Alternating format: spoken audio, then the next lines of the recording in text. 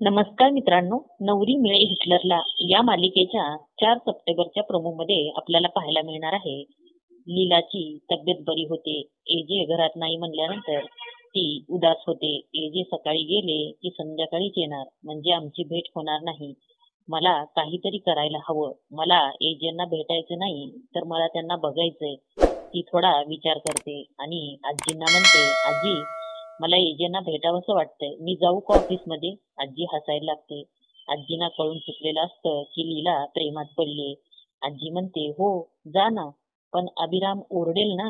तर लीला म्हणते, नाहीत ओरडणार.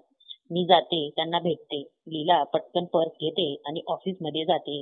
लीला रेस्टॉरंटमध्ये येते आणि एजे ऑफिस वर्क आवरून खाली येतो.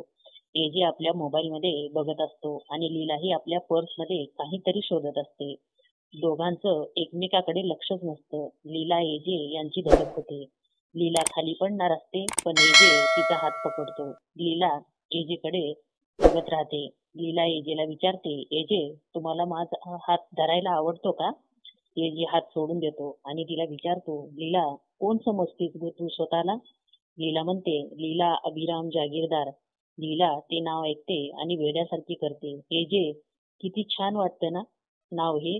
पहिल्यांदा मी माझं पूर्ण नाव घेतलंय लग्नानंतर. तुम्हाला आवडतं का माझं हे नाव? एजे लीलाकडे बघत राहतो. एजेला कळतं की लीला प्रेमात पडले. तर लीला म्हणते एजेला, एजे तुम्हाला असं वाटत नाही का आपल्या दोघांमध्ये मैत्री व्हायला हवी? लीला हात पुढे करते. एजे तिच्याकडे बघत राहतो. लीला प्रेमात वेडी व्हायला लागलीये असं त्याला संशय वाटतो. लीलाशी या विषयावर बोलायला हवं असा विचार करतो. लीला प्रेमात पडलीये हे एजेला कळतंय, पण लीलाला कधी कळेल की ती प्रेमात पडलीये आणि लीला एजेला कसं प्रपोज करेल? धन्यवाद.